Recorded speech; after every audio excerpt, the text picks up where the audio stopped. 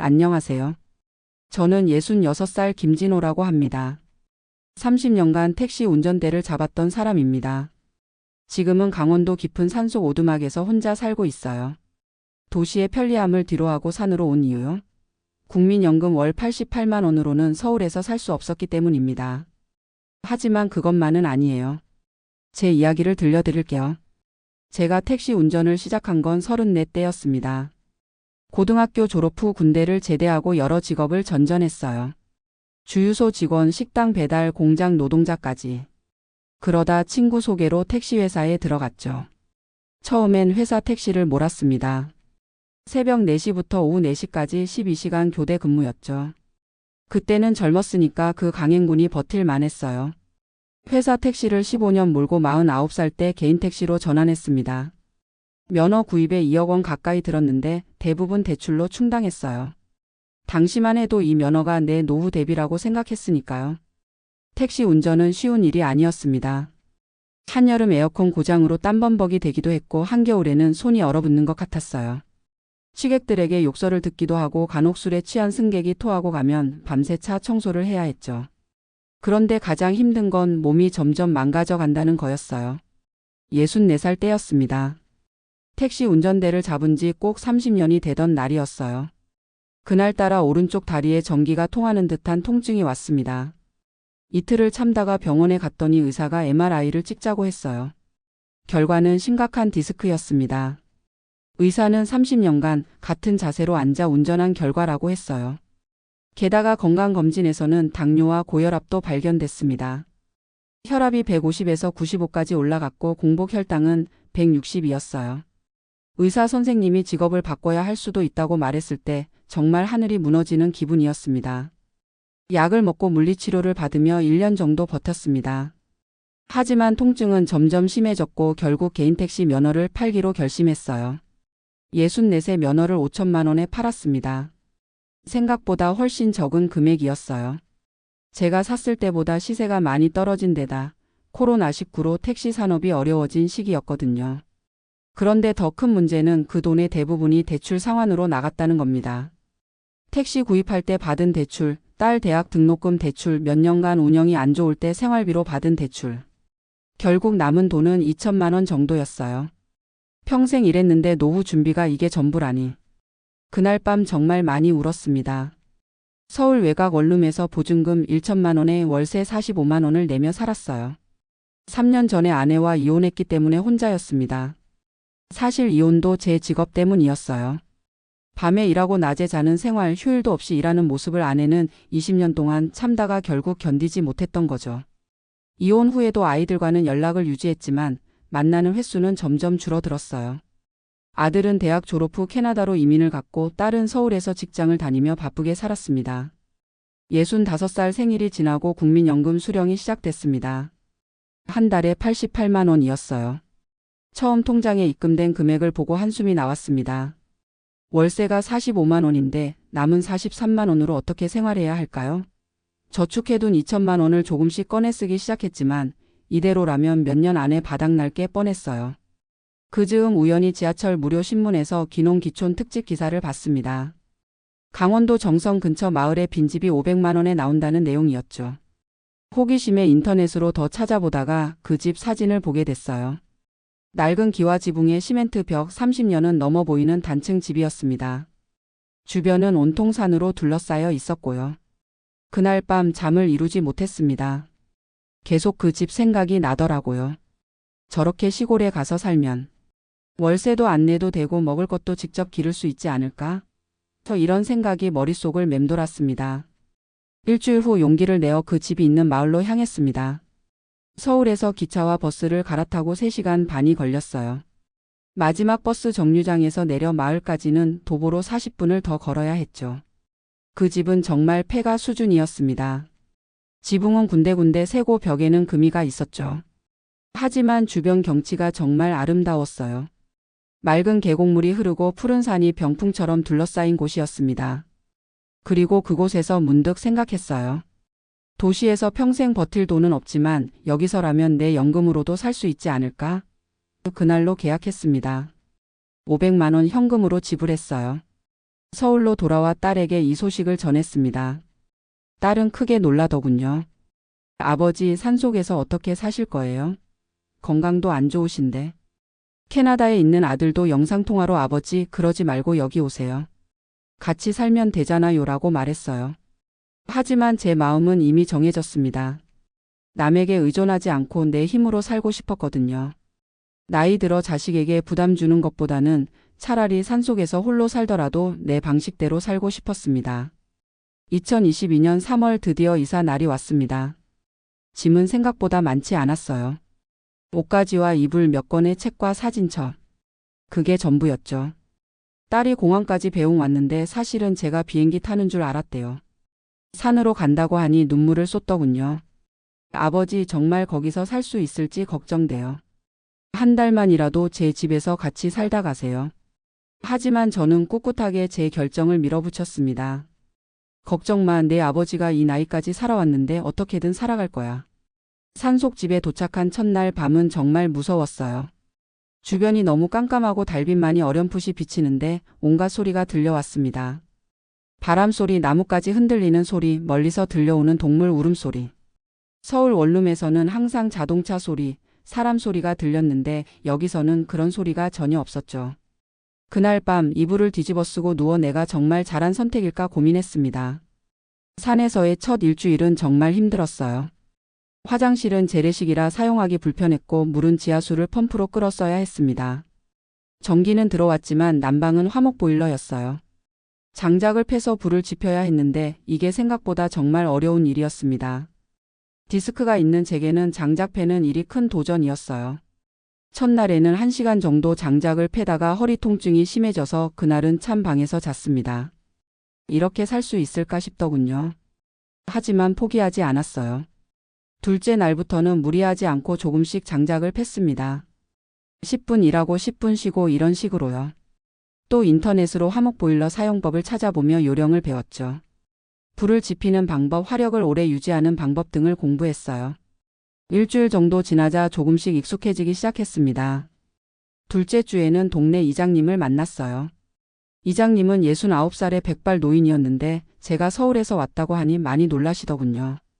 서울에서 여기까지 오다니 무슨 사연이 있어? 제 이야기를 듣고 이장님은 고개를 끄덕이셨습니다. 요즘 세상이 많이 각박해졌지. 하지만 여기서 살려면 많이 배워야 할 거요. 그날부터 이장님이 저의 스승이 되어 주셨어요.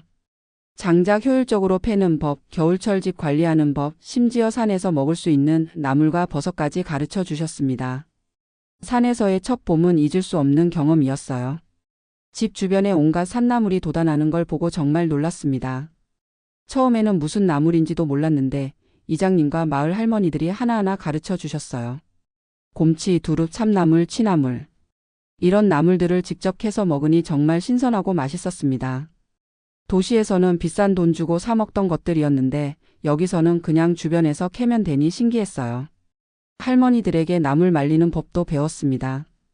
봄에 캔 나물을 말려두면 1년 내내 반찬으로 먹을 수 있다고 하더군요. 저는 부지런히 나물을 캐고 말리기 시작했어요. 처음에는 서툴러서 나물이 썩기도 했지만 점점 요령이 생겼습니다. 덕분에 식비가 엄청 줄었어요. 도시에서는 한 달 식비로 40만 원 이상 썼는데 지금은 20만 원도 안 들어갑니다. 봄이 깊어가면서 텃밭도 일구기 시작했어요. 집 주변 100평 정도 땅을 갈아엎고 씨앗을 심었습니다.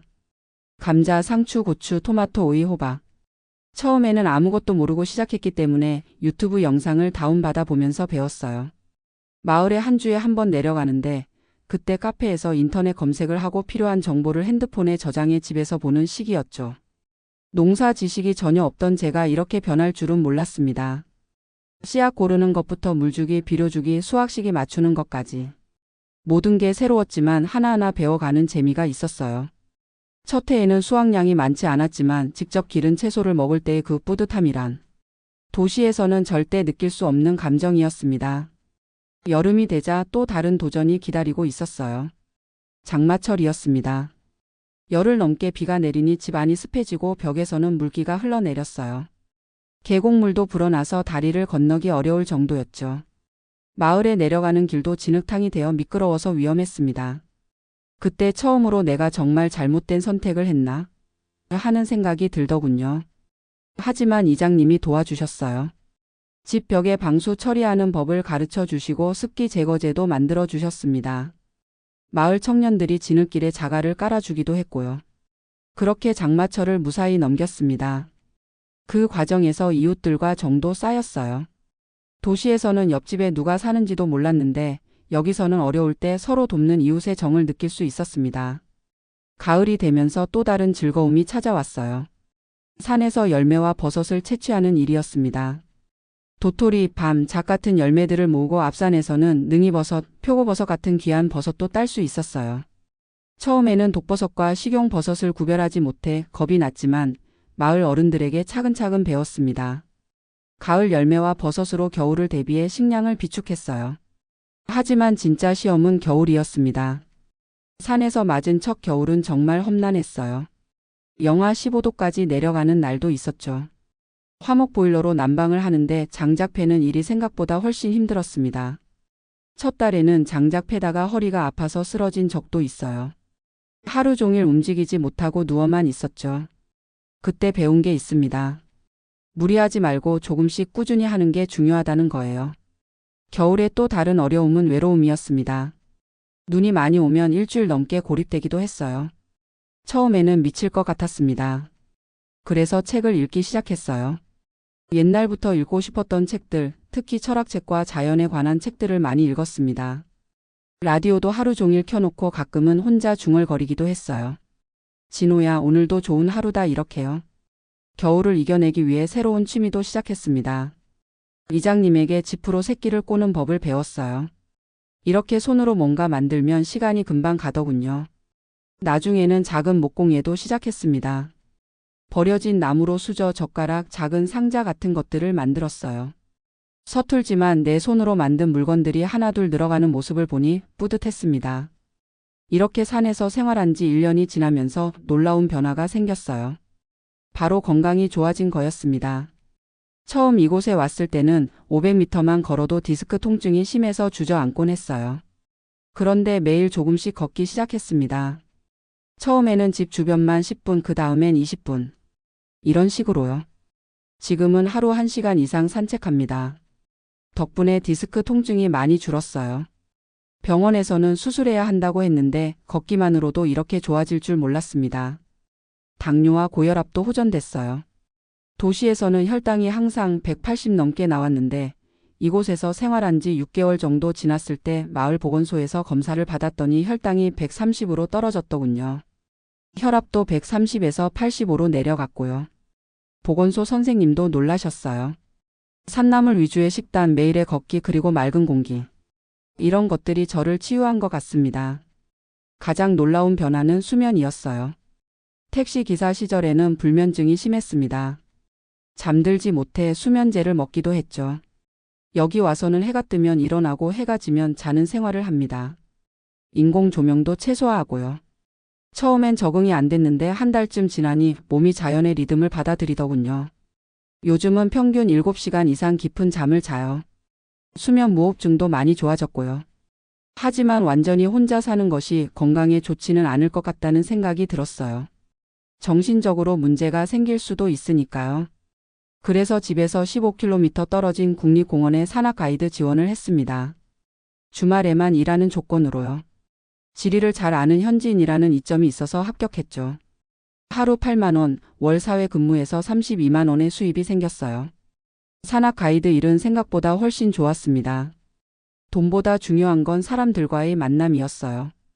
등산객들과 대화하며 세상 소식도 듣고 새로운 에너지를 얻곤 합니다. 특히 서울에서 온 사람들과 이야기하면서 도시 생활의 장단점을 다시 생각해보는 계기가 되기도 했어요.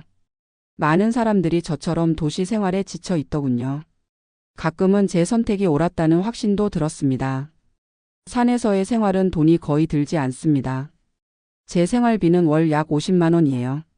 전기료 5만 원, 휴대폰 요금 2만 5천 원, 식비 20만 원, 교통비와 잡비 10만 원, 의료비 5만 원, 보험료 7만 5천 원 정도가 나가요. 국민연금 88만 원에서 이 정도 쓰고 나머지는 저축합니다. 비상금이 필요할 수도 있으니까요. 돈을 쓸 일이 거의 없어요. 도시에서는 눈만 뜨면 돈을 쓰게 되지만 여기서는 필요한 것만 최소한으로 구입해요. 현대 생활의 필수품 같은 전자제품도 거의 없습니다. 처음에는 텔레비전도 없고 인터넷도 안 되니 답답했어요. 그런데 적응하고 나니 그런 것들이 필요 없더군요. 작은 태양광 패널로 핸드폰 충전과 LED 등 몇 개 켜는 정도의 전기를 쓰고 있어요. 냉장고요? 없어요. 겨울엔 자연 냉장고가 있고 여름엔 계곡물에 식품을 보관합니다. 라면도 가끔 먹고 싶을 때 휴대용 가스 버너로 끓여 먹어요. 한 달에 한 번 15km 떨어진 읍내 장터에 갑니다. 그날 한 달치 생필품을 모두 구입해요. 소금, 설탕, 간장, 된장, 기름, 세제. 이런 것들이요. 군것질거리는 안 사요.